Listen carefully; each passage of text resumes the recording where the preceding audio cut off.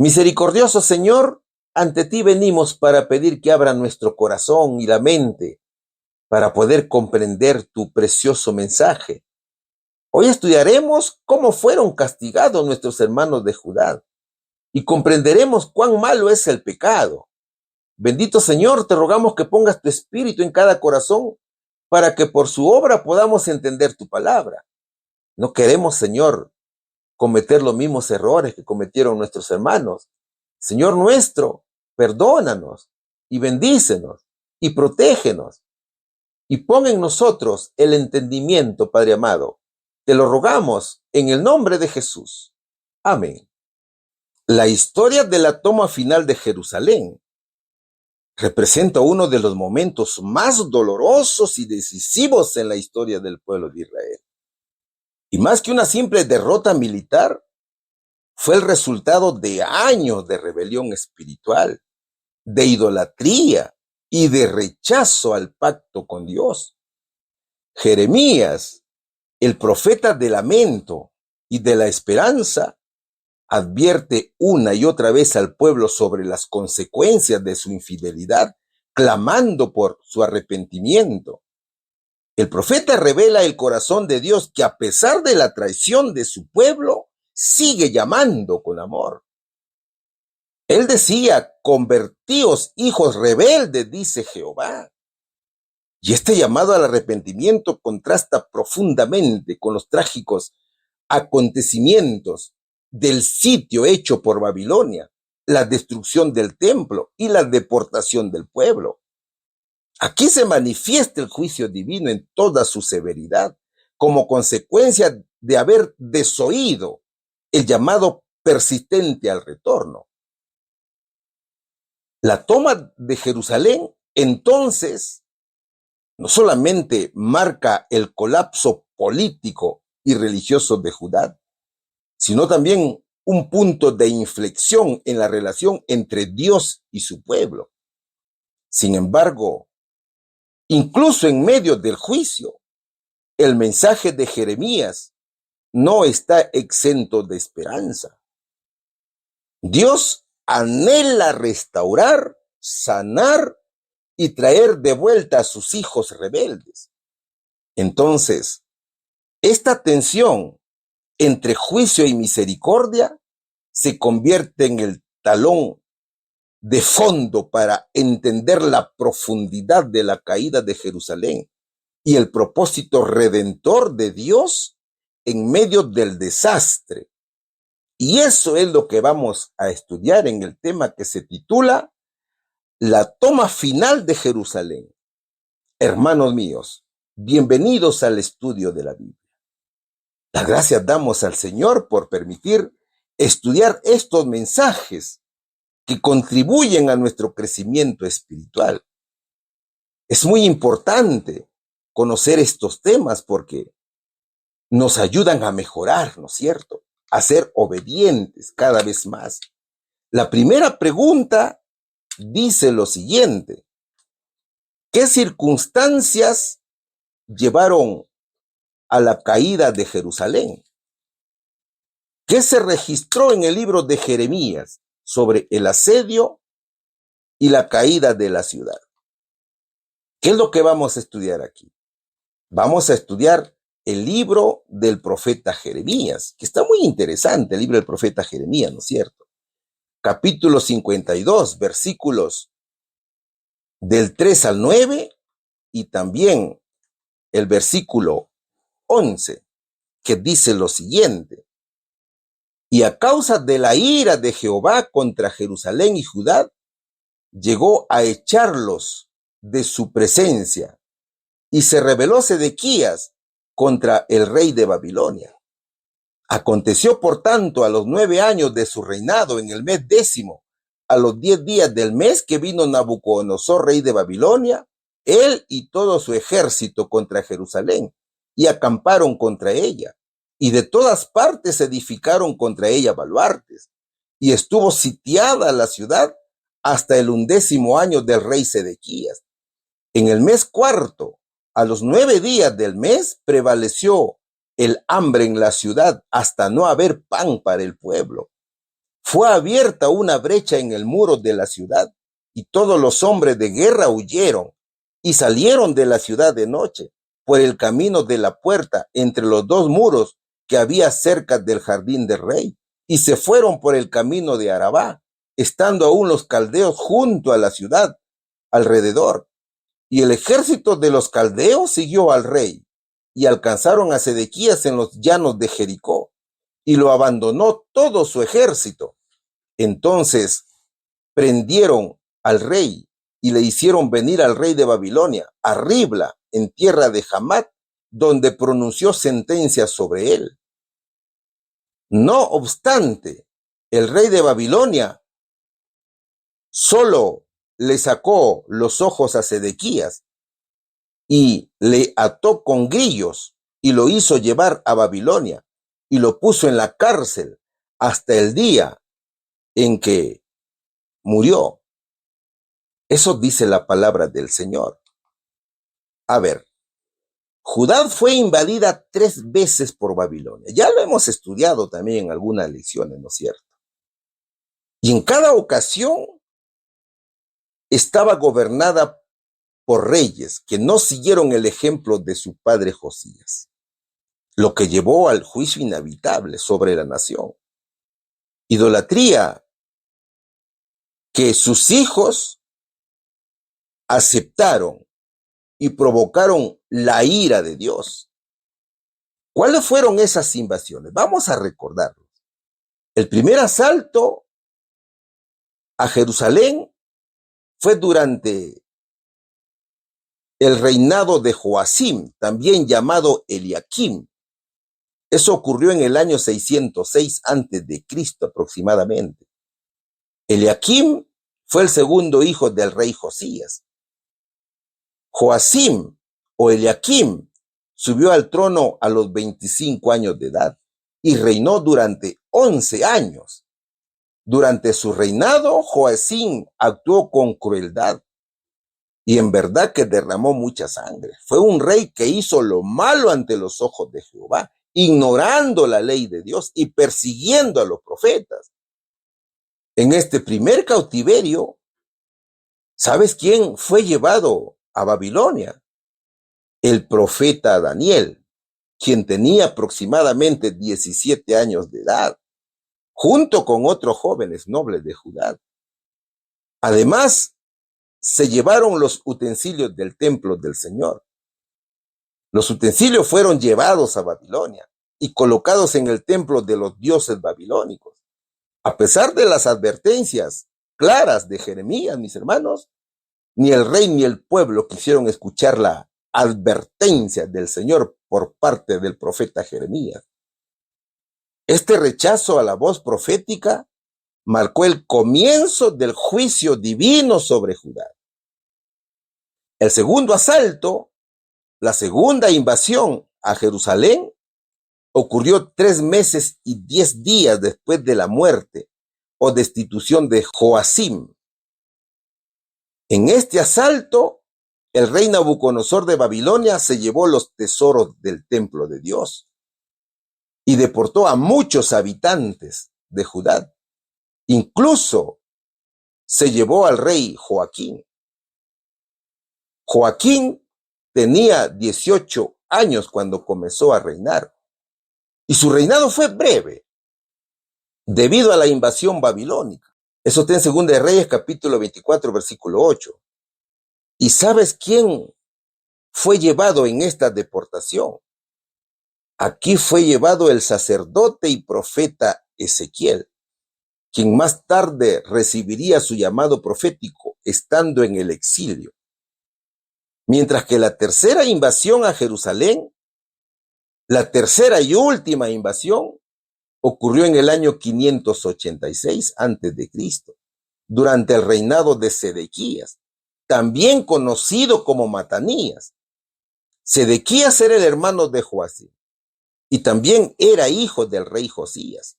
Él subió al trono a los 21 años de edad y reinó durante 11 años. Durante su reinado, el profeta Jeremías advertía continuamente al pueblo que se apartara de la idolatría y obedeciera al rey de Babilonia, ya que esa era la voluntad de Dios como parte del juicio sobre Judá. Eso lo encontramos en Jeremías capítulo 27, versículo 12. Sin embargo, Sedequías no obedeció, ni escuchó a Jeremías.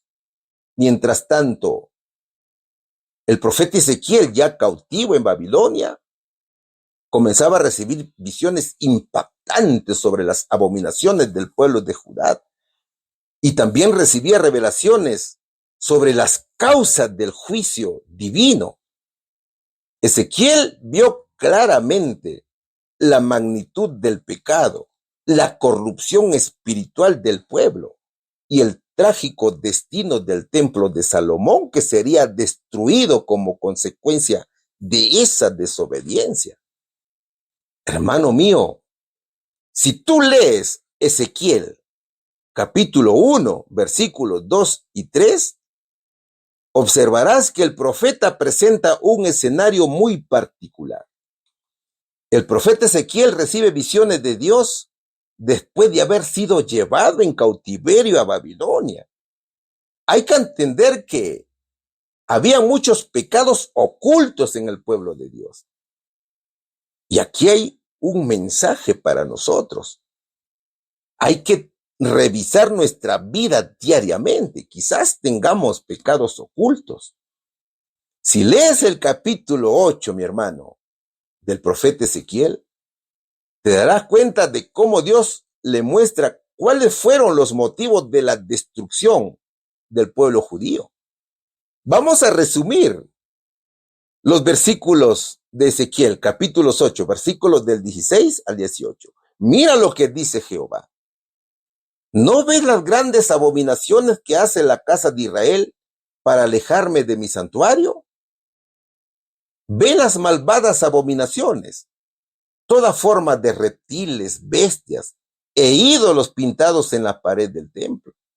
Verás abominaciones mayores, mujeres endechando a Tamuz en la casa de Jehová, 25 hombres postrados al oriente, adorando al sol. ¿Es cosa liviana hacer estas abominaciones? Han llenado la tierra de violencia. No perdonaré. Mi ojo no tendrá misericordia, dice el Señor. Y claro, esto no es casual. Esta revelación tiene un profundo simbolismo, especialmente si se conecta con el tema del juicio de los impíos durante el milenio, ¿no es cierto? Esto confirma que los salvos tendrán parte en el juicio durante el milenio. ¿Cómo se describe en el libro de Apocalipsis capítulo 20, versículo 4, que dice lo siguiente? Vi tronos y se sentaron sobre ellos los que recibieron facultad de juzgar y vivieron y reinaron con Cristo 1000 años. Quien reina juzga, ¿no es cierto? Mis hermanos, en el cielo habrán sorpresas. ¿Cuántas sorpresas habrán? Por lo menos hay 3 sorpresas. ¿Cuáles son? Primero, ¿yo estaré ahí? Esa es la primera interrogante. Segundo, habrán personas que pensábamos que estarían, pero no estarán en el cielo.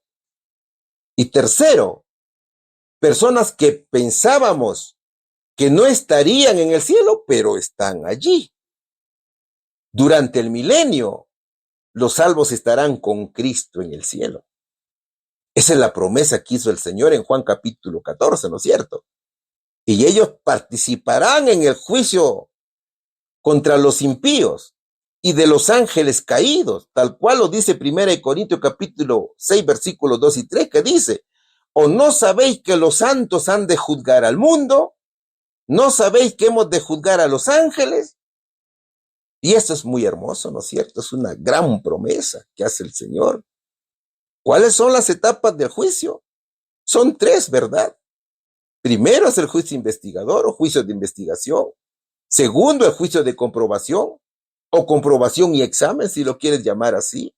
Y tercero, es la ejecución de la sentencia o es la etapa ejecutiva del juicio. Entonces, ¿cuál es el paralelismo aquí?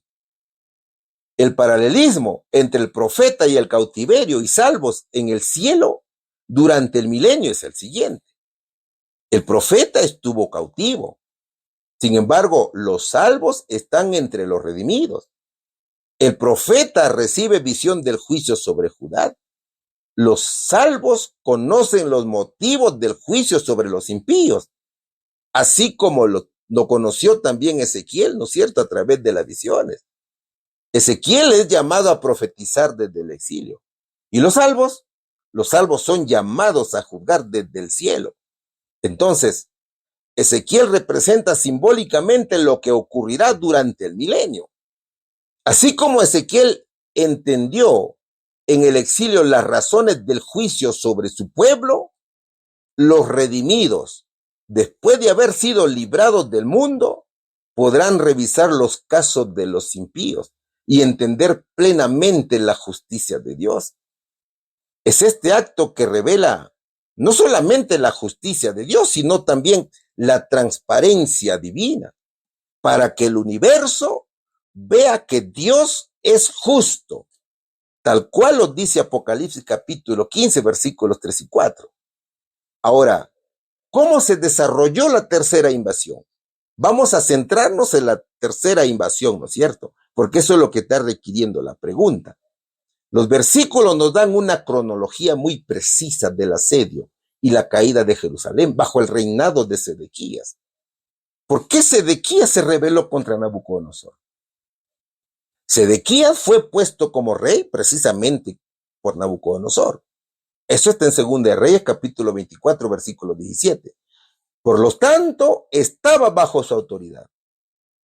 Solo que después de un tiempo, el rey judío rompió el pacto que había hecho con el rey babilonio y se rebeló buscando apoyo de Egipto.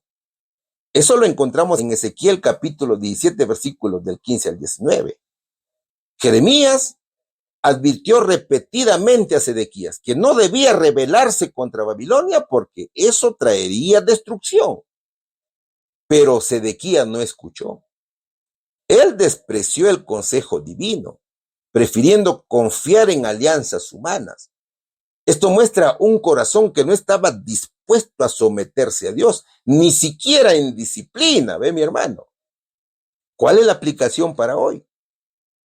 La aplicación es que cuando ignoramos la dirección clara de Dios, nuestras decisiones nos pueden llevar a ruina, aunque parezcan políticamente o humanamente correctas. Ahora, ¿cuál es la estrategia de Nabucodonosor? Observa la imagen aquí. El asedio comenzó en invierno, alrededor de diciembre o enero, es decir, al 9º año del gobierno de Sedequías, mes 10º o mes de Tebet, o entre los meses de diciembre y enero del almanaque actual. La ciudad estuvo sitiada por más de 1 año y medio, hasta que finalmente se abrió una brecha o un hueco en el muro. Es decir, a los 11 años de gobierno de Sedequías, sucedió este acontecimiento. Es a través de este espacio, de ese hueco, por donde ingresaron los oficiales del rey babilonio y se establecieron en la puerta principal de la ciudad. Por ese hueco ingresaron los enemigos de mi hermano, ingresaron los altos funcionarios de Babilonia. Esto ocurrió el día 9 del mes de Tamuz, es decir, entre los meses de junio y julio del año 11 del reinado de Sedequías. ¿Y en qué consistía la táctica de Nabucodonosor? ¿Y cuál era esa táctica? La táctica se denomina el asedio, ¿no es cierto? Un asedio es una táctica militar en la cual un ejército rodea a una ciudad fortificada para cortar su acceso al exterior, impidiendo la entrada de suministros o la salida de personas, con el objetivo de rendirla por hambre, desesperación, enfermedad o debilidad. Veamos estos aspectos. Primero, el objetivo era impedir todo negocio o intercambio comercial, es decir, el cierre total de la ciudad. Nabucodonosor rodeó la ciudad de Jerusalén con su ejército, construyó muros fortificados para evitar que entrara y saliera cualquier persona o recurso. Con estos muros y fortificaciones que había hecho, detuvo todo comercio, todo intercambio y toda ayuda externa. Segundo, nadie compra ni vende productos. Es decir, hay un aislamiento total. Con la ciudad completamente aislada, no había forma de comprar alimentos, medicinas o bienes básicos. El sistema económico colapsó y el dinero perdió su valor, porque no había productos que comprar, ni se podía vender nada. El libro de Lamentaciones, capítulo 4, versículos 4 y 5 dice: los que comían delicadamente fueron asolados en las calles. Los que se criaron entre púrpura abrazaron estiércol. Y el tercer aspecto es la desesperación por falta de alimentos. Tras muchos meses de asedio, la comida se acabó. El hambre fue tan severo que, según otros pasajes como Lamentaciones y Segunda de Reyes capítulo 25, dice que algunos incluso recurrieron a comer cosas impuras o repugnantes. La población estaba desesperada. El hambre fue tan intenso que aún mujeres consideradas piadosas o compasivas se vieron impulsadas a hacer lo impensable, mis hermanos. ¿Cuál era lo impensable? Era cocer y comer a sus propios hijos. Jeremías había profetizado en el capítulo 19, versículo 9, que lo vamos a leer en la versión traducción al lenguaje actual.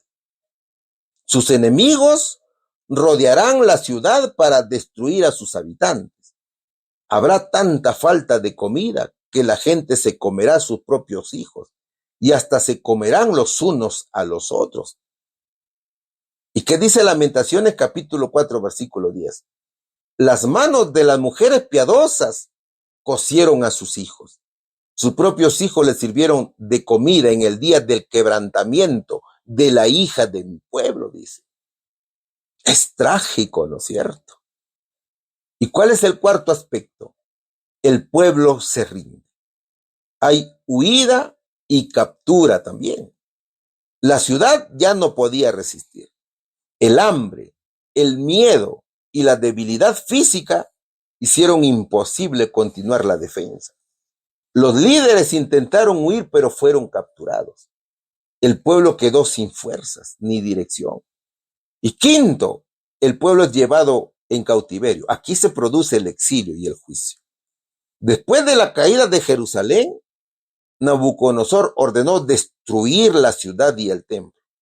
Muchos fueron asesinados y los sobrevivientes fueron llevados a Babilonia como esclavos o como exiliados. Y esto fue lo que marcó el exilio babilónico. ¿Cuál es el mensaje para hoy? La estrategia del asedio espiritual también existe hoy.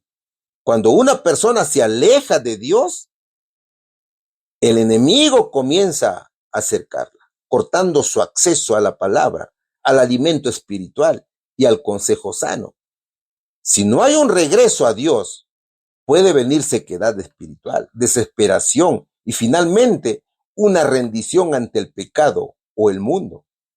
Por eso, hoy más que nunca debemos permanecer firmes en Cristo, alimentarnos de su palabra y no dejar que el enemigo cierre las puertas de la comunión con Dios. Ahora, ¿qué hizo Sedequías para escapar?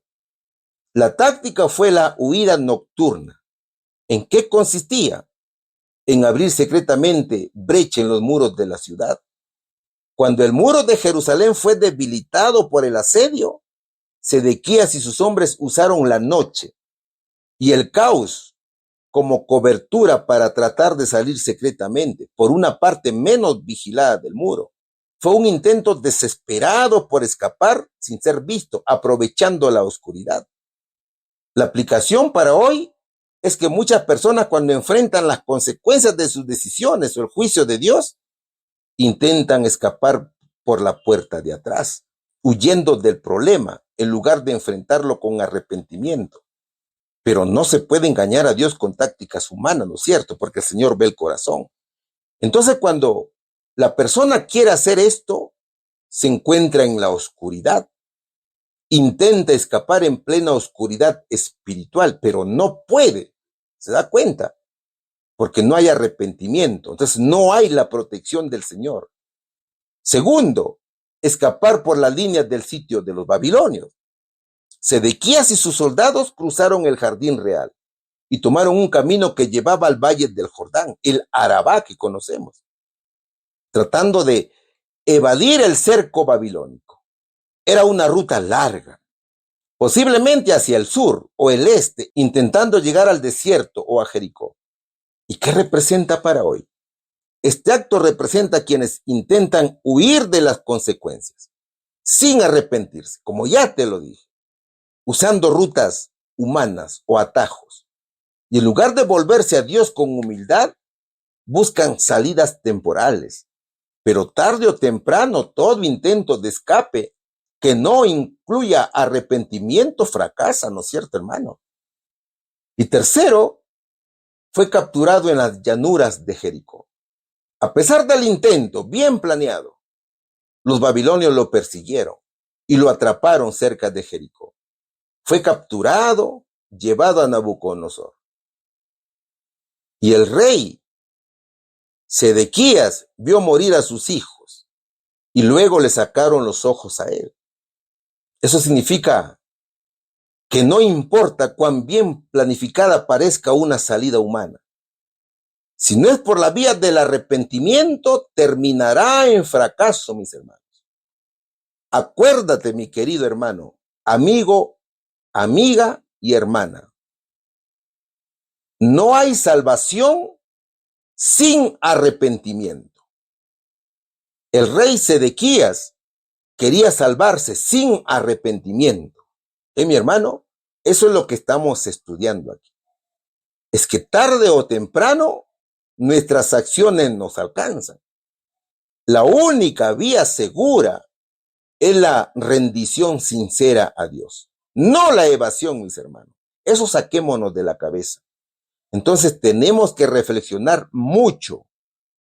El asedio al pueblo de Dios, usted sabe que cada vez se está incrementando. Y tenemos que estar preparados tal cual lo manda el Señor. Jamás busquemos acciones humanas para poder salvar a las almas y también a nosotros mismos. Sin arrepentimiento, te lo vuelvo a repetir, no hay salvación, mis hermanos. Guardando la ley por nuestra propia cuenta, por nuestros propios esfuerzos, no hay salvación. La salvación es por gracia. Pero para que Dios nos regale su gracia, tenemos que arrepentirnos y pedir perdón. Vamos a la respuesta, mis queridos hermanos. ¿Qué circunstancias llevaron a la caída de Jerusalén? La rebelión de Sedequías, el asedio de Babilonia, el hambre y la ruptura del muro llevaron a la caída de Jerusalén. ¿Qué se registró en el libro de Jeremías sobre el asedio y la caída de la ciudad? Se registró el asedio a Jerusalén por Babilonia, el hambre extrema, la fuga y la captura de Sedequías, la destrucción de la ciudad y el exilio del pueblo, mis queridos hermanos.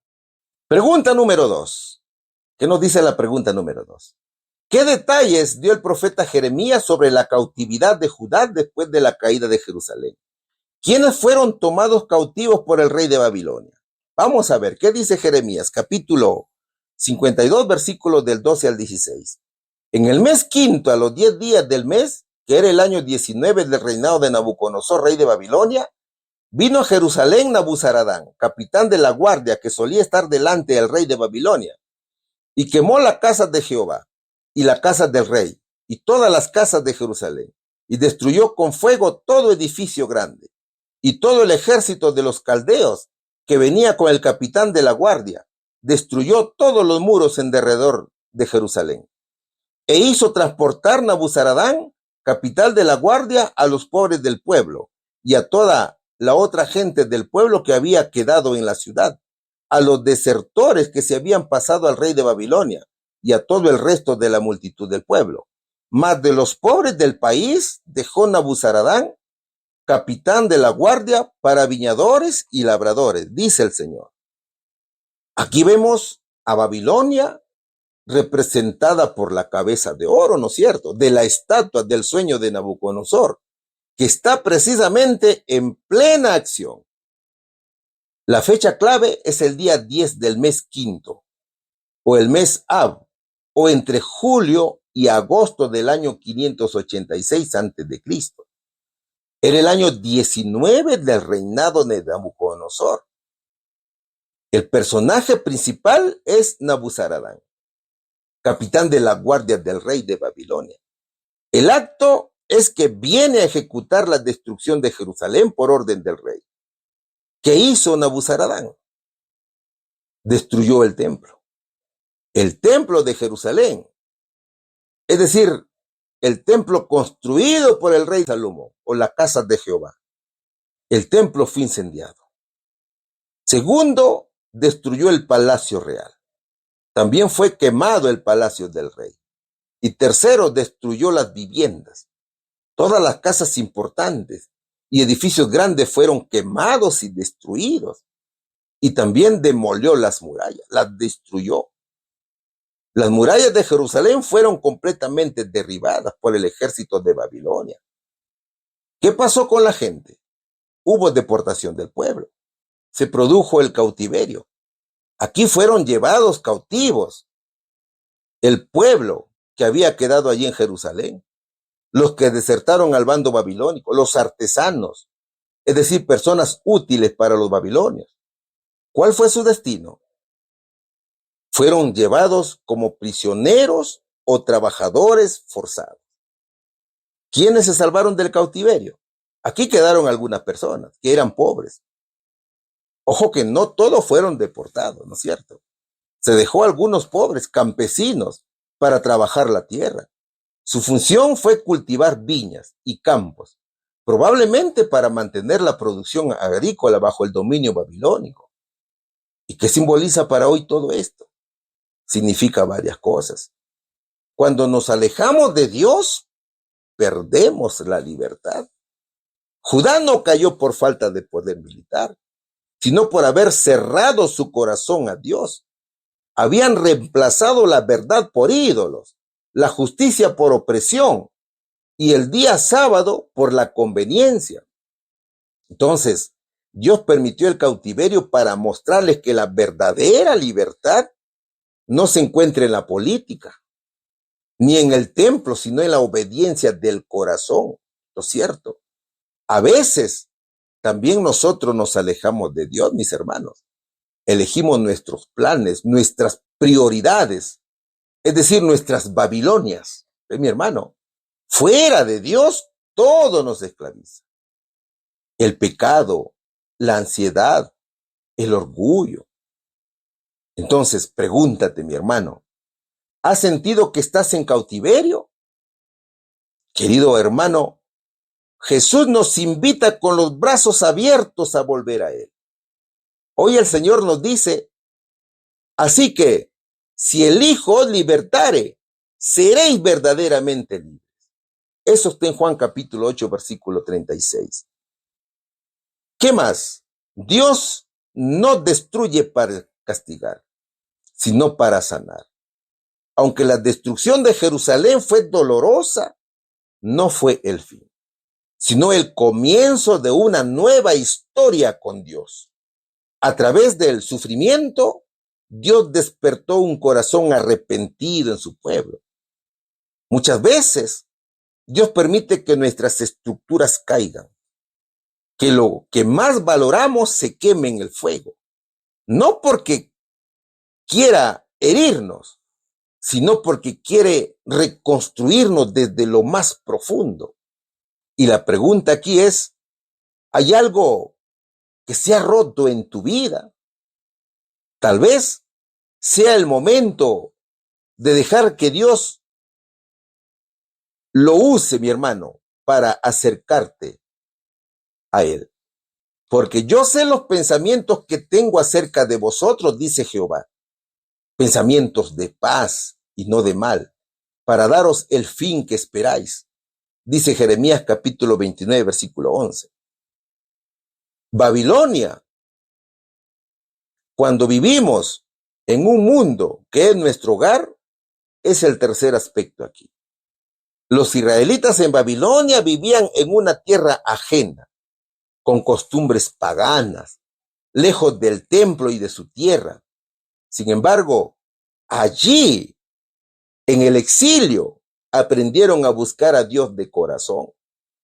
Eso significa que hoy también podemos estar viviendo en una Babilonia espiritual, en un mundo lleno de confusión, de ruido, de valores contrarios a Dios.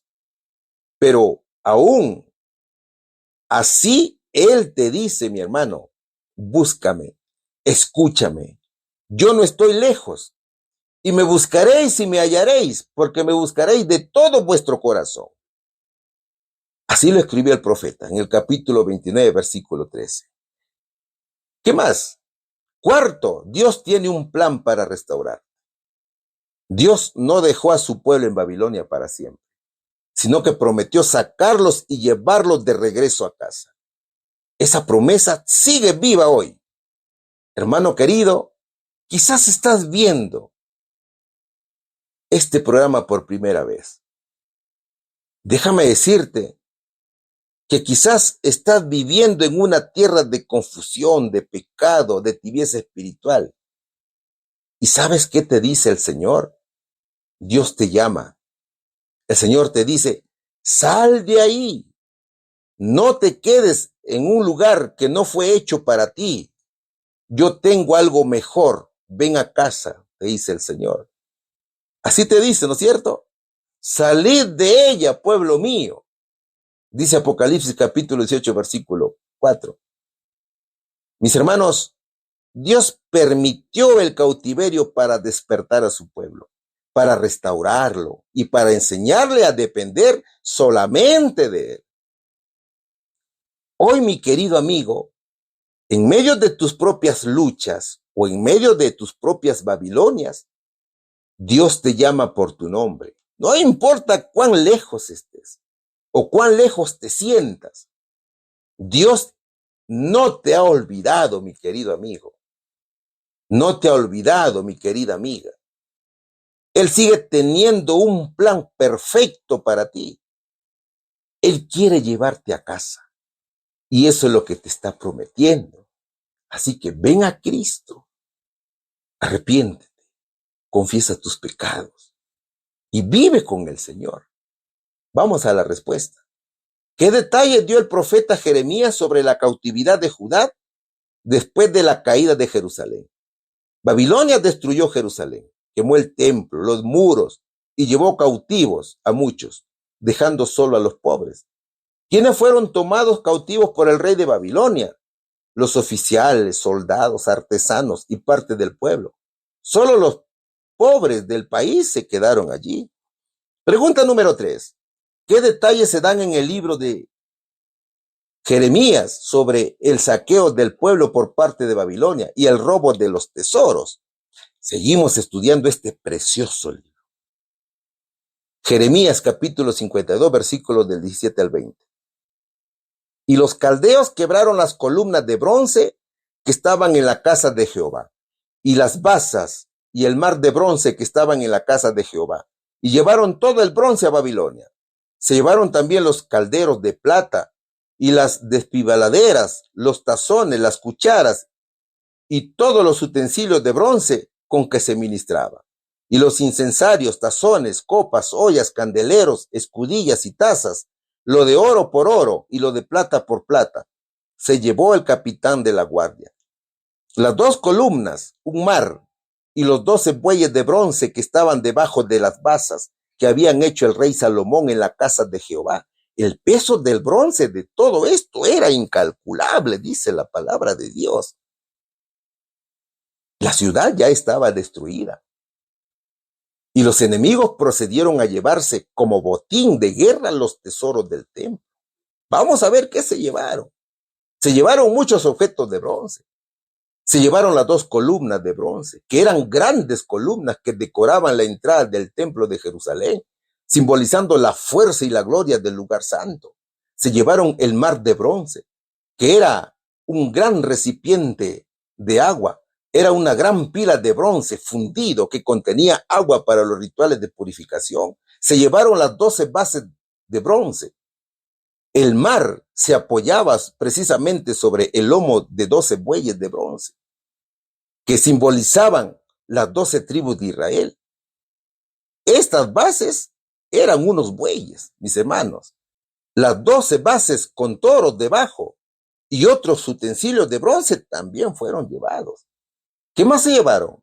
Las carretas de bronce, usadas para transportar o sostener utensilios, que indicaban la importancia y el detalle en el servicio al templo. También fueron llevados utensilios de bronce, que eran herramientas para el sacrificio, para los rituales, y eran esenciales para la adoración. El peso total del bronce era tan grande que ni siquiera se podía calcular. Puedes imaginarte, mi hermano, la cantidad de oro, de plata, de bronce que se llevaron. Y segundo, se llevaron objetos de oro y plata, que eran valiosos, eran usados en ceremonias, que mostraban la riqueza y santidad del templo. Aquí incluían copas, incenciarios, las cucharas, las tazas y otros utensilios utilizados en el servicio del templo. El saqueo fue minucioso y se apropiaron de los elementos más valiosos y representativos de la presencia divina en Jerusalén. ¿Y sabes qué más se llevaron, mis hermanos? Se llevaron la mano de obra calificada. Estas personas eran artífices y caldereros, personas especializadas en trabajar estos metales, indicando que el saqueo también incluía la apropiación de habilidades. Los babilonios tomaron a los artesanos que trabajaban el metal para aprovechar su habilidad en Babilonia y fundir el bronce, lo que indica la intención de reutilizar los materiales saqueados. No solo el templo fue saqueado, sino también el palacio real y la residencia de los gobernantes. El saqueo, entonces, abarcó todos los objetos preciosos de Judá, subrayando la completa devastación y pérdida del reino. ¿Qué simbolizan estos objetos?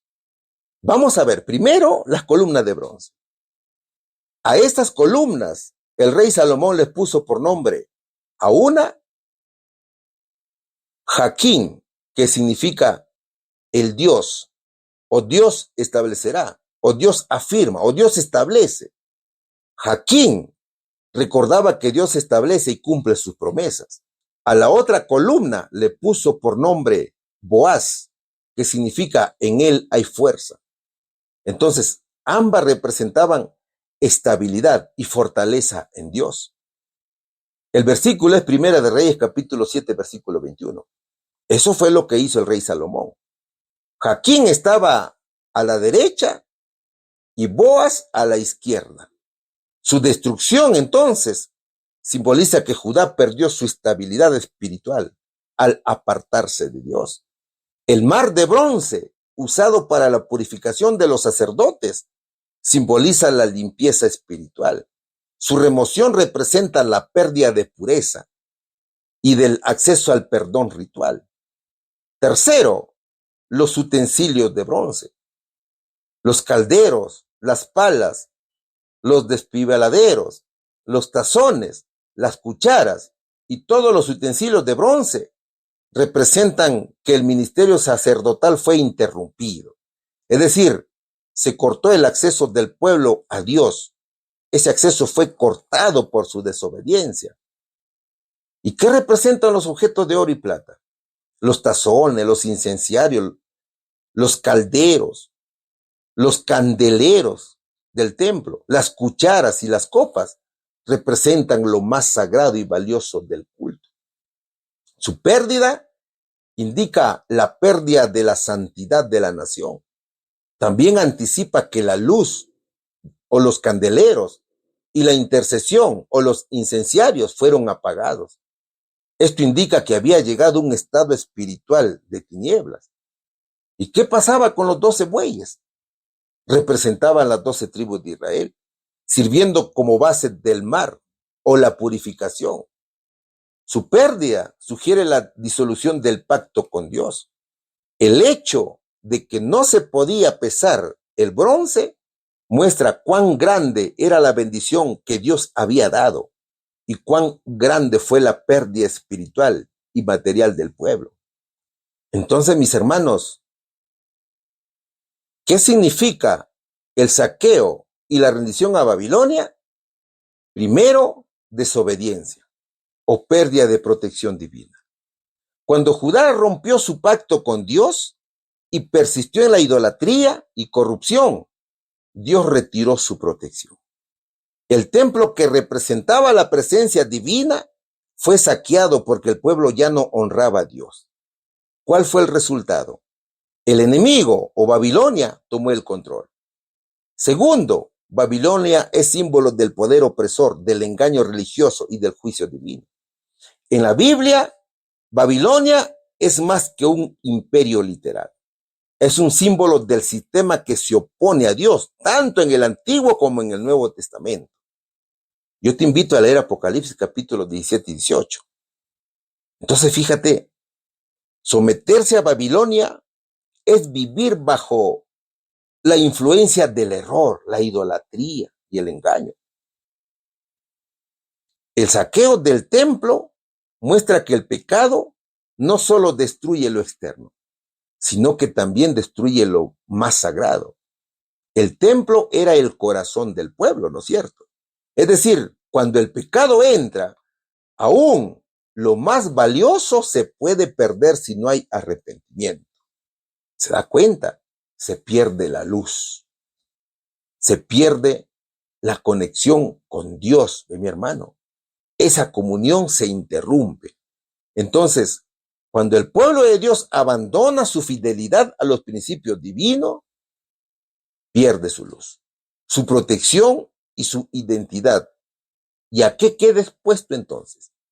Queda expuesto al dominio de los poderes de este mundo, representados por Babilonia, ¿no es cierto, hermanos? Y aquí está la respuesta. ¿Qué detalles se dan en el libro de Jeremías sobre el saqueo del templo por parte de Babilonia y el robo de los tesoros? Los babilonios saquearon el templo, llevándose las columnas de bronce, el mar, las bases y todos los utensilios de bronce, oro y plata. El bronce era tanto que no podía pesarse, dice la palabra de Dios. Pregunta número 4.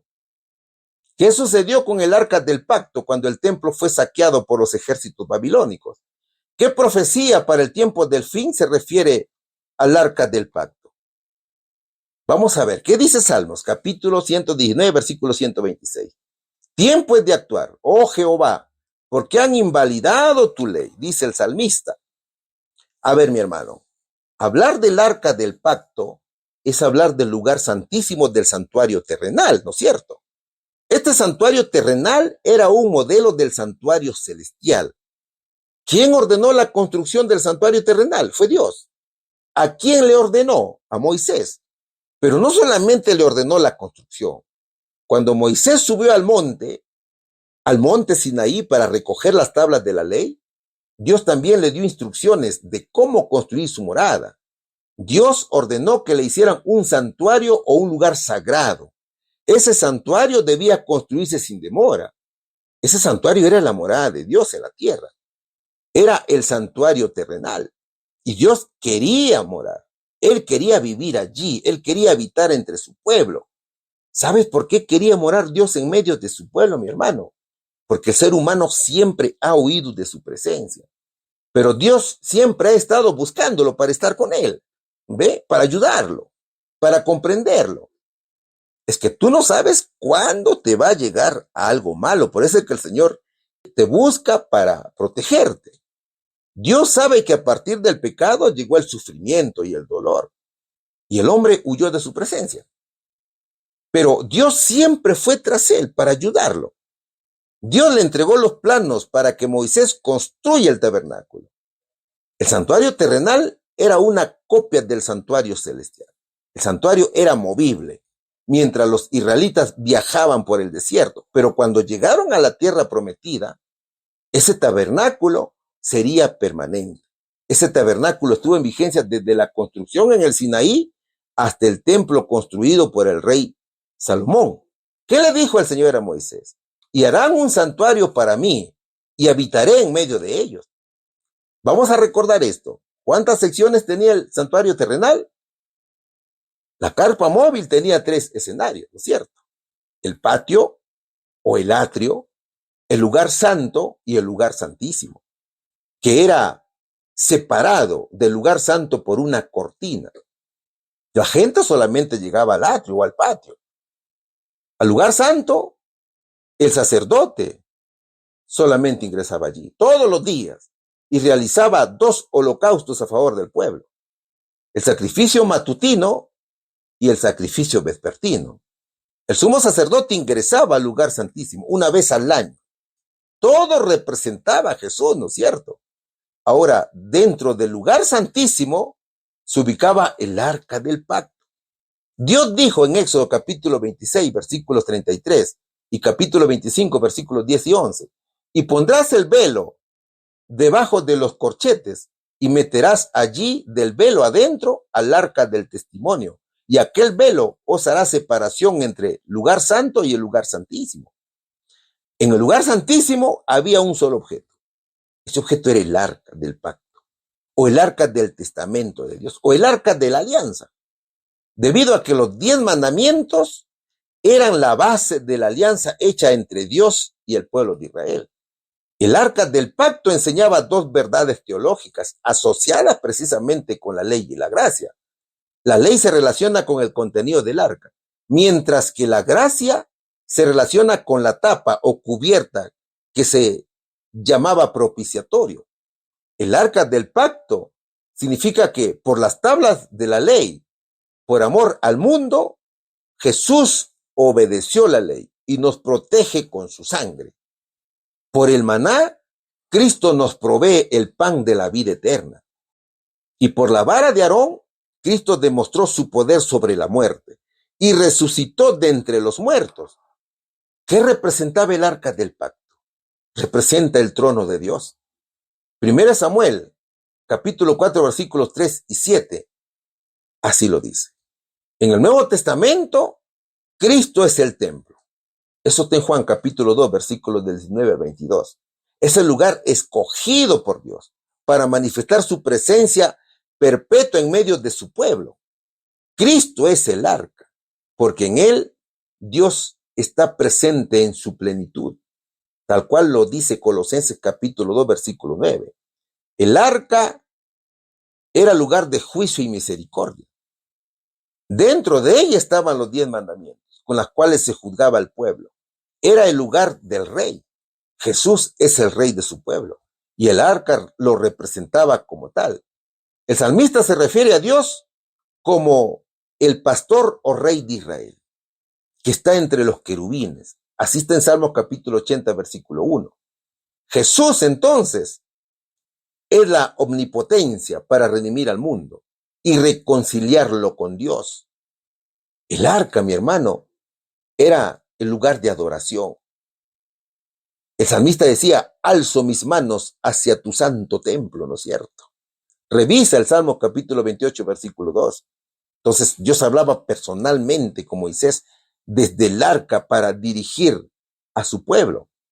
La ley era la regla de la vida y su violación era un tema serio. Demandaba una respuesta del Señor del pacto. Es por eso que Éxodo capítulo 25, versículo 22 dice: allí me manifestaré a ti y hablaré contigo desde encima del propiciatorio, de entre los 2 querubines que están sobre el arca del testimonio, todo lo que yo mande para los hijos de Israel. ¿Qué elementos contenía el arca? Habían 3 elementos. ¿Qué habían allí? 2 tablas de piedra con los 10 mandamientos de la ley de Dios, que significa que Dios protege. Es decir, era el cerco, era la ley del pacto. Eso lo dice Deuteronomio capítulo 9, versículo 15. y capítulo 10, versículo 5. Los 10 mandamientos escritos por el propio Deus de Dios son el fundamento de su trono y el reflejo de su carácter. Es la gran regla de la rectitud y del juicio. Determina la muerte del transgresor. Mi hermano. Es decir, la ley te condena, pero también te lleva a Jesús. ¿Y qué más había ahí? Un depósito con maná. El maná le recordaba a Israel la provisión de Dios y su ingratitud también se lo recuerda el maná del cielo. Esto significa Dios provee, ¿no es cierto? Y el tercer elemento es la vara de Aarón. La vara estando seca reverdeció, que es la prueba del poder de Dios para dar vida a lo que está muerto, mi hermano. Hebreos capítulo 9, versículo 4, última parte dice, el arca del pacto cubierta de todas partes alrededor de oro, en la que estaban una urna de oro que contenía el maná y la vara de Aarón que reverdeció y las tablas del pacto. Mira, mi hermano, desde que Moisés puso la ley en el arca hasta los tiempos de Jeremías que se produjo el cautiverio judío, habían pasado 500 años aproximadamente. Y la Biblia en Primera de Reyes capítulo 8 versículo 9 dice que cuando el arca fue puesta en el templo de Salomón, conservaba solamente las tablas de la ley. Claro, la Biblia no dice qué pasó con la vara de Aarón y la urna del maná. Solo estaban las tablas de la ley. El arca del pacto fue escondida del pueblo de Israel. ¿Por qué? Por causa de sus pecados. Había personas fieles en Jerusalén que entendían la voluntad de Dios. Ellos eran parte del remanente del Señor y por orden de Dios protegieron el arca del pacto que contenía las tablas de los 10 mandamientos para que no cayera en manos enemigas. El arca del pacto nunca más fue restituida al pueblo de Israel. Por tanto, el arca sigue escondida. Eso sucedió después del cisma de Israel. O sea, después que se dividieron las 12 tribus de Israel en 2 reinos, el reino de Israel y el reino de Judá. Fue días antes que Nabucodonosor, rey babilonio, llevara cautivo al pueblo de Judá. Eso fue en tiempos del profeta Jeremías, que se escondió el arca del pacto, cuyo gobernante en aquel tiempo era el rey Sedequías, un rey desobediente a la ley de Dios. La hermana White dice algo muy bonito, hermanos, que sustenta lo que estamos explicando. Entre los justos que estaban todavía en Jerusalén y para quienes habían sido aclarado el propósito divino, se contaban algunos que estaban resueltos a poner fuera del alcance de manos brutales el arca sagrada que contenía las tablas de piedra sobre las cuales habían sido escritos los preceptos del decálogo. Así lo hicieron, con lamentos y pesadumbre, escondieron el arca en una cueva, donde había de quedar oculta del pueblo de Israel y de Judá por causa de sus pecados, para no serles ya devuelta. El arca sagrada está todavía escondida, no ha sido tocada desde que fue puesta en recaudo. ¿Quién la protege? Nuestro Señor Jesucristo, ¿no es cierto? ¿Cuándo y quién mostrará nuevamente el arca del pacto? Es nuestro Señor Jesucristo. Jesús en su sabiduría y amor ordenó que su santa ley, escrita por su propio dedo en tablas de piedra, fuese guardada con cuidado en el arca del testamento, aunque ahora permanece oculta, lejos del alcance humano. El arca no ha sido olvidada, solo que aquí hay algo importante que debemos saber.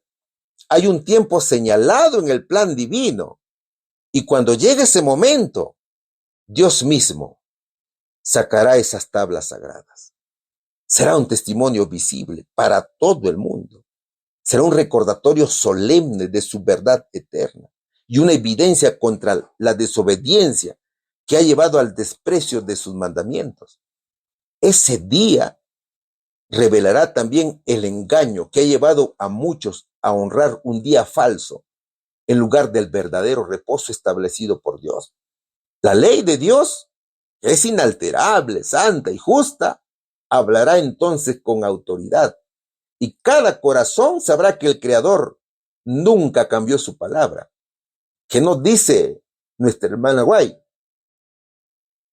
El precioso registro de la ley fue colocado en el arca del testamento y está todavía allí, oculto, y a salvo de la familia humana.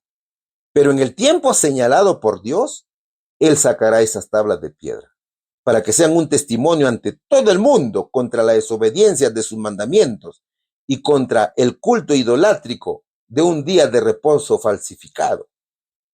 Ahora, pon atención aquí. Muchos hoy afirman que la ley de Dios ya no tiene validez. Y este error ha cegado a muchos, ¿no es cierto? Llegará el momento, y no está lejos, mis hermanos, en que las tablas de la ley escritas por el mismo Dios serán reveladas a todos los habitantes de la tierra, así como lo profetiza nuestra hermana Guay. Y esto ocurrirá cuando cada caso haya sido decidido en las cortes celestiales y el mundo sea citado ante el tribunal de la justicia infinita para recibir su sentencia. En ese solemne momento, Dios sacará las tablas de piedra como testimonio contra la desobediencia a sus mandamientos y contra la idolatría del falso día de reposo, que es el domingo, ¿no es cierto? Entonces, se verá que en el cielo hay un santuario y en él el arca del pacto que contiene las sagradas tablas. Cuando el juez se siente y los libros sean abiertos, los hombres serán juzgados conforme a lo que está escrito. Eso será después de la sexta plaga del Apocalipsis. Cristo mismo mostrará visiblemente las tablas de la ley y aparecerán en el cielo brillando con gloria celestial, contrastando con el firmamento oscuro.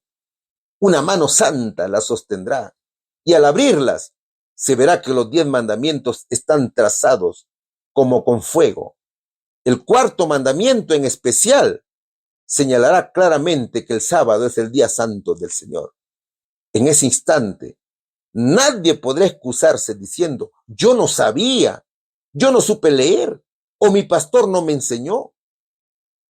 En ese día, mi querido amigo, toda memoria será despertada, todos se acordarán, no podrán mentir. La oscuridad de la ignorancia, la superstición y el error desaparecerá, y los mandamientos de Dios serán vistos por todos, claros, breves y con autoridad divina. Sobre la ley, en el arca, se encontraba el propiciatorio, símbolo del perdón ofrecido por Dios al pecador arrepentido. Allí se manifiesta su presencia, ¿no es cierto? Que es la Santa Shekinah, recordándonos que la justicia siempre va unida a la misericordia. Entonces, mis hermanos, esto es una prueba para aquellos que dicen que Cristo abolió el sábado. Y para eso falta muy poquito, mis hermanos. Así que continuemos fieles, guardando los 10 mandamientos de la ley de Dios. Vamos a la respuesta.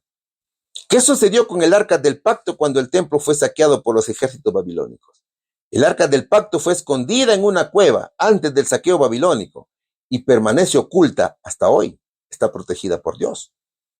¿Qué profecía para el tiempo del fin se refiere al arca del pacto? La profecía indica que en el tiempo del fin Dios mostrará las tablas de la ley contenidas en el arca como testimonio contra la desobediencia y el falso día de reposo. Pregunta número 5. Seguimos estudiando la lección número 25 que dice toma final de Jerusalén. Está muy importante, ¿no es cierto? ¿Qué aterradora descripción se da en el libro de Jeremías sobre la conquista de Jerusalén por parte del rey Nabucodonosor? Seguimos estudiando al profeta Jeremías, capítulo 52, versículos 10 y 24 al 27. Y degolló el rey de Babilonia a los hijos de Sedequías delante de sus ojos. Y también degolló en Ribla a todos los príncipes de Judá. También tomó el capitán de la guardia, a Seraías, el principal sacerdote, a Sofonías, el segundo sacerdote, y 3 guardas del atrio. Y de la ciudad tomó a un oficial que era capitán de los hombres de guerra, a 7 hombres de los consejeros íntimos del rey que estaban en la ciudad, y al principal secretario de la milicia, que pasaba revista al pueblo de la tierra para la guerra, y 60 hombres del pueblo que se hallaron dentro de la ciudad. Los tomó pues Nabuzaradán, capital de la guardia, y los llevó al rey de Babilonia en Ribla. Y el rey de Babilonia los hirió y los mató en Ribla, en tierra de Hamad. Así Judá fue transportada de su tierra. A ver, el destino de Jerusalén ya estaba decidido. Las torres de asedio del enemigo se alzaban imponentes sobre su muralla. Los versículos describen de forma aterradora la brutalidad de la conquista, la destrucción del liderazgo de Judá y el dolor del exilio. Es uno de los momentos más oscuros en la historia del pueblo de Israel, marcando el fin del reino de Judá y el inicio del exilio babilónico. Primero, el asesinato de los hijos del rey Sedequías. Nabucodonosor mató ante los propios ojos de Sedequías a todos sus hijos. Y este acto fue tanto una ejecución brutal como un castigo psicológico para el rey. Hermano querido, el pecado no solamente afecta a nosotros, sino que hiere profundamente a quienes amamos. Las decisiones de Sedequías, su rebeldía, su falta de obediencia a Dios, terminaron en una pérdida devastadora. Ver con sus propios ojos la muerte de sus hijos fue una ejecución pública, ¿no es cierto?, como castigo ejemplar. Los hijos de Sedequías fueron ejecutados delante de su padre como un castigo cruel y humillante. Luego a Sedequías le sacaron los ojos. El sacado de los ojos del rey fue una tortura psicológica y física. Segundo, matan a los nobles de Judá. Cuando una nación o una vida se aleja de Dios, el liderazgo cae, ¿no es cierto? El juicio no hace distinción entre rango o posición. Pero Dios había dado advertencia por medio de los profetas, sino que éstas fueron ignoradas, mis hermanos. El rey babilonio eliminó a la clase dirigente y la posibilidad de resistencia. Podía haber resistencia organizada, ¿no es cierto? Pero de eso se previno el rey babilonio. Tercero, captura de líderes religiosos y civiles. Nabuzaradán, capital de la guardia, arresta a importantes líderes religiosos y civiles. Seraías, sumo sacerdote, Sofonías, segundo sacerdote, 3 guardias del umbral del templo, un escriba del comandante del ejército, 60 hombres importantes del pueblo. ¿Sabe, mi hermano? El pecado persistente tiene consecuencias. Claro, Dios es paciente, pero no pasivo. La justicia llegó y con ella el cautiverio, la humillación y el exilio. ¿Qué más podemos ver aquí? Detención de altos funcionarios. ¿Quiénes fueron estos altos funcionarios? Un oficial del ejército que estaba a cargo de los hombres de guerra, 7 hombres del séquito personal del rey, hallados en la ciudad, el secretario del jefe del ejército que reclutaba al pueblo para la guerra, 60 hombres del pueblo, también capturados en la ciudad. ¿Qué más? Fueron todos ellos llevados a Ribla. Ribla era una ciudad estratégica, ubicada al norte de la tierra de Israel, en la región conocida como Hamat, que hoy corresponde precisamente a una zona cerca del río Orontes, en la actual Siria. Sexto, hay una ejecución masiva. El rey de Babilonia los mandó matar en Ribla. Así fue como Judá fue llevado cautivo, lejos de su tierra. Pero ¿qué razones habían detrás de esta estrategia que era militar, política y psicológica? Y estaba muy bien pensada. Primero, eliminar toda posibilidad de rebelión. Al ejecutar a los hijos del rey, los herederos del trono de Sedequías, Nabucodonosor, con este acto se aseguraba de que no quedara ninguna línea de sucesión real que pudiera reclamar el trono de Judá. Al matar a los hijos príncipes, nobles y líderes militares, desmanteló completamente la estructura de gobierno y defensa del reino. Y eso neutralizó cualquier movimiento de resistencia o intento de restaurar el trono. Segundo, hay un control psicológico. Hacer que Sedequías viera morir a sus hijos y luego dejarlos ciego fue una táctica de humillación total. Fue un mensaje para todos. Es como decir, así termina quien se opone a Babilonia. Usar el terror y la demostración de poder era entonces una estrategia común en los imperios antiguos para asegurar obediencia sin tener que luchar constantemente. Y tercero, el uso de Ribla como centro de control. Ribla estaba fuera de Jerusalén, en un punto estratégico, lejos del foco de la rebelión, más cerca de su propia base de poder, que era Mesopotamia, ubicada en una ruta clave entre Egipto y Babilonia, controlando de esta manera el tránsito comercial y militar. Hacer los juicios allí, alejados del pueblo judío, evitaba disturbios locales y mantenía también la seguridad y controlaba la narrativa. Cuarto, hubo imposición de un nuevo orden. Después de eliminar a los líderes y llevar cautivos a miles de judíos, Nabucodonosor nombró a Gedalías como gobernador, instaurando de esta manera una especie de gobierno títere. ¿Ve, mi hermano? ¿Cuál era su objetivo? El objetivo era que Judá dejara de ser un reino independiente y pasara a ser una provincia bajo control de Babilonia. Y quinto, también hay un mensaje internacional aquí. Las acciones brutales no solo eran para Judá, sino también un mensaje a otras naciones vecinas. Por ejemplo, Egipto, Moab, Amón, Tiro, entre otros. Como ya te lo dije, era una forma de decir, si se rebelan contra Babilonia, esto es lo que les espera. Mientras eso pasaba, el profeta Jeremías oraba, mi hermano. El siervo decía, ahora, Señor, las rampas de ataque han llegado hasta la ciudad para conquistarla. A causa de la espada, el hambre y la pestilencia, la ciudad caerá en manos de los babilonios que la atacan. Todo lo que habías anunciado se está cumpliendo. Tú mismo lo estás viendo, decía el profeta Jeremías. En el capítulo 32, versículos 24 y 25. ¿Qué le sucede a Jeremías aquí? Primero, la realidad inevitable del juicio. El profeta ve que la ciudad de Jerusalén está siendo atacada con arietes y que será entregada a los caldeos, babilonios. Él está en medio de una situación dramática donde la profecía que Dios le dio se está cumpliendo ante sus propios ojos. Él es testigo de todos estos hechos. Queridos hermanos, a veces nosotros también enfrentamos momentos en que lo que Dios advirtió parece estar sucediendo irremediablemente en nuestra vida o en la vida de los que amamos. Y segundo, hay tensión entre la esperanza y la realidad. A pesar de la angustia por la destrucción, Jeremías muestra un acto de fe y esperanza en medio de la destrucción. Es como decir, aunque todo parezca perdido, confío en ti y en tu plan de restauración. Y esto nos enseña que la fe no niega la realidad, sino que la enfrenta con esperanza en Dios. ¿No es cierto, hermanos? Sigamos el ejemplo de este siervo valiente de Dios. Vamos a la respuesta, queridos hermanos. Qué aterradora descripción se da en el libro de Jeremías sobre la conquista de Jerusalén por parte del rey Nabucodonosor. Jeremías describe cómo Nabucodonosor mandó a matar a los hijos del rey Sedequías.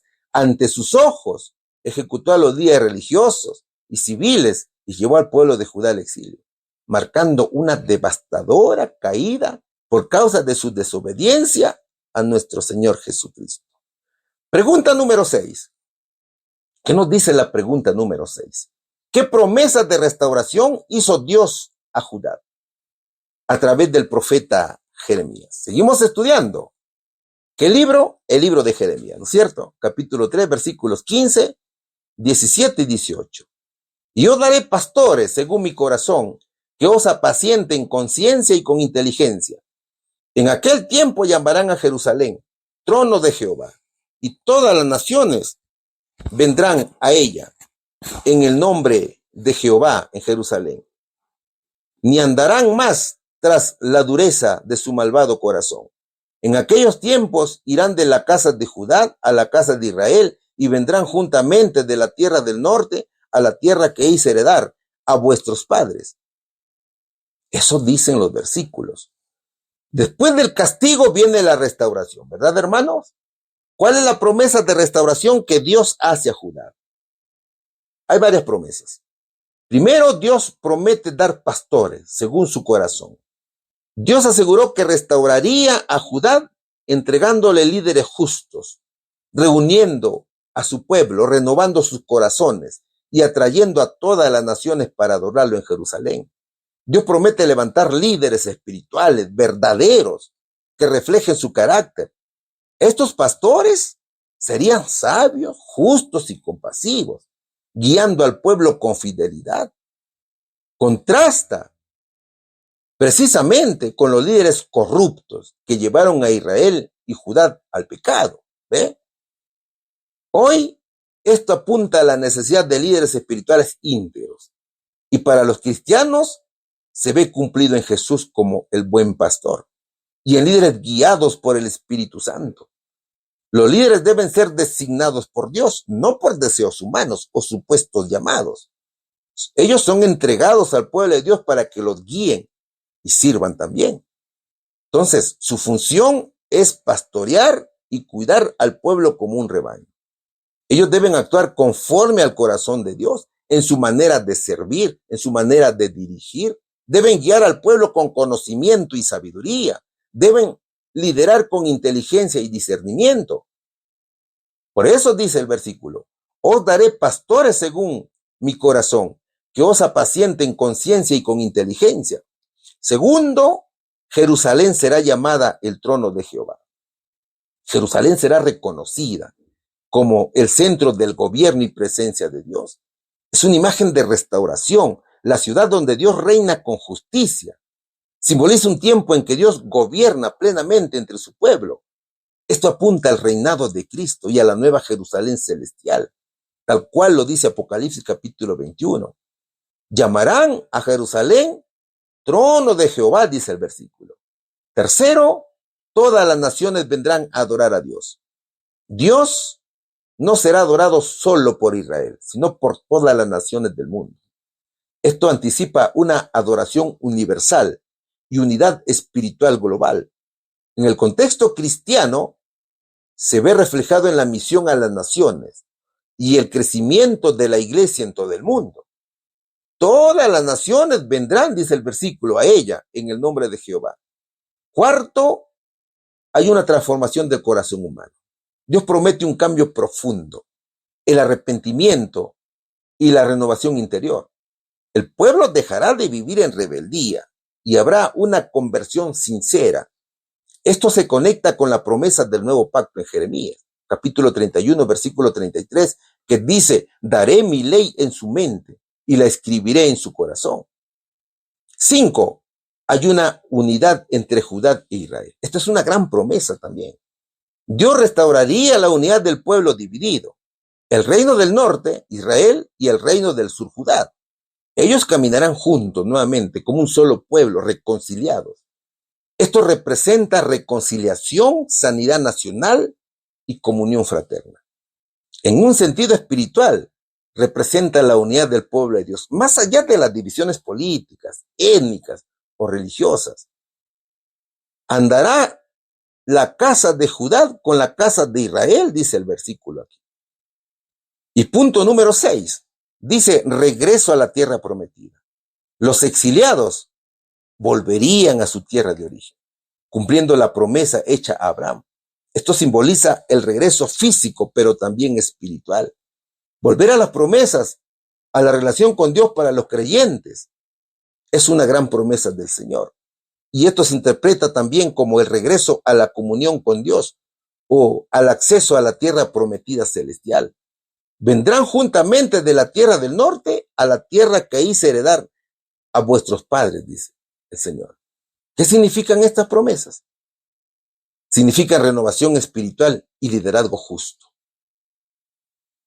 Dios no solo promete restaurar la tierra y la seguridad física, sino también dar líderes que guíen al pueblo con sabiduría y conforme a su voluntad. Dios sigue, mis hermanos, prometiendo pastores y líderes que guíen con amor y sabiduría. Pueden ser espirituales, comunitarios o familiares. Segundo, seguridad y estabilidad. Después del juicio y el exilio, Dios promete que su pueblo podrá vivir en paz y sin miedo. La seguridad y paz que Dios ofrece no es solamente física, sino también interna en nuestra relación con Él. Punto número 3. Reconciliación y renovación del pacto. La restauración incluye un nuevo comienzo en la relación con Dios, una reafirmación del compromiso mutuo basado en la justicia y fidelidad divina. Nos invita a reconocer a Dios como la fuente de nuestra justicia y esperanza. Y cuarto, hay esperanza en medio de la crisis. A pesar de la desobediencia y las consecuencias actuales, Dios ofrece un futuro lleno de esperanza, de bendición y comunión renovada. La restauración es posible, incluso después de errores y dificultades, porque Dios es fiel a sus pactos. Mis hermanos, Dios desea liderar a su pueblo con sabiduría y a través de personas que reflejen su carácter. El Señor está formando una comunidad unida y restaurada, más allá de fronteras, más allá de pasados desagradables. Entonces, hoy nos invita a no seguir más los deseos de nuestro corazón duro, sino a rendirnos ante Él. Su plan no es solo para unos pocos, sino para todas las naciones que buscan su nombre con humildad. ¿Cuál sería la respuesta aquí, mi hermano? ¿Qué promesas de restauración hizo Dios a Judá a través del profeta Jeremías? Dios prometió restaurar a Judá con líderes fieles, unidad, corazones transformados y adoración universal en Jerusalén. Pregunta número 7. Vaya que hemos llegado al final de esta lección. Es la lección número 25, que está muy interesante, hermanos. El título es Toma final de Jerusalén. Y la pregunta dice, ¿cómo dijo Dios que Judá sería restaurada? ¿Cuáles eran las condiciones para la restauración? Jeremías capítulo 3, versículos 14, 19 al 22, dice, convertíos hijos rebeldes, dice Jehová, porque yo soy vuestro esposo, y os tomaré uno de cada ciudad, y dos de cada familia, y os introduciré en Sión.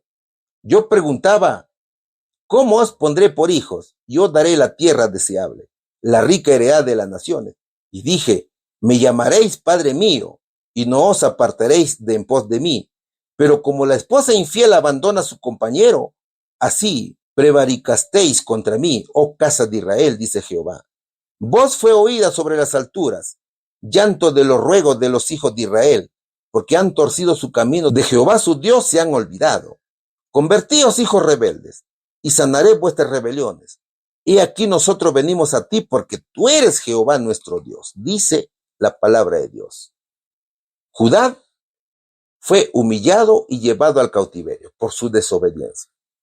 Aquellos que eran vistos como los más bendecidos entre las naciones, ahora estaban humillados, estaban en el exilio. Debían aprender la importante lección de obedecer para alcanzar su fidelidad futura. Mientras no la aprendieran, Dios no podía cumplir plenamente sus planes para ellos. Dios promete restauración a través del arrepentimiento. La restauración está condicionada a un arrepentimiento sincero y a un retorno genuino a Dios. No se trata solo de regreso físico a la tierra, sino de un cambio interior, que es dejar la idolatría, la injusticia y los malos caminos para caminar en fidelidad. Dios es misericordioso y fiel a su pacto. Aunque Judá había pecado y se había apartado, Dios muestra su misericordia y su disposición a perdonar. Él mismo dice que repuso la cautividad de vuestra causa. Es decir, que Él tiene el poder de devolver lo que se había perdido como los hijos exiliados y restaurar esa relación. Y eso es importante, ¿no es cierto? Porque la restauración no es por méritos humanos, sino por la gracia de Dios y la fidelidad del Señor. Tercero, la restauración espiritual y nacional. La restauración no solo significa volver del exilio y recuperar la tierra, sino también una renovación espiritual. En Jeremías capítulo 3, versículo 19, Dios promete que la Virgen de Israel, que es símbolo del pueblo, no se avergonzará ni se humillará frente a sus enemigos, indicando que habrá dignidad, protección y bendición. Además de este retorno, implica un compromiso nuevo, donde Judá debe caminar en obediencia para evitar caer nuevamente en la infidelidad. Cuarto, hay condiciones claras: arrepentimiento y fidelidad, dos elementos claros. El pueblo debe volverse a Dios con sinceridad. Jeremías advierte que si no se vuelven a Él, sufrirán consecuencias. La restauración depende entonces del cambio de corazón y de vivir según los mandatos de Dios. Entonces, la restauración ha sido, es y seguirá siendo condicional, ¿no es cierto? ¿Cuál es la condición? La obediencia. Dios restaurará a Judá si el pueblo se arrepiente y vuelve a él. La restauración incluye perdón, incluye regreso de los exiliados, incluye renovación espiritual y protección.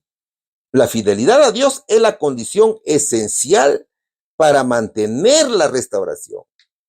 ¿Por qué la restauración sigue siendo condicional hoy? Primero, porque el arrepentimiento sigue siendo fundamental. Dios invita a las personas a volverse a Él, a dejar sus malos caminos, sus errores, sus pecados.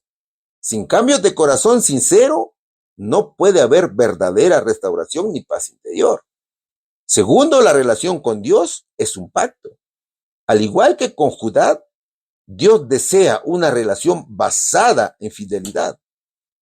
Cuando nos alejamos o somos infieles, espiritualmente hablando, afecta nuestra vida y nuestra bendición.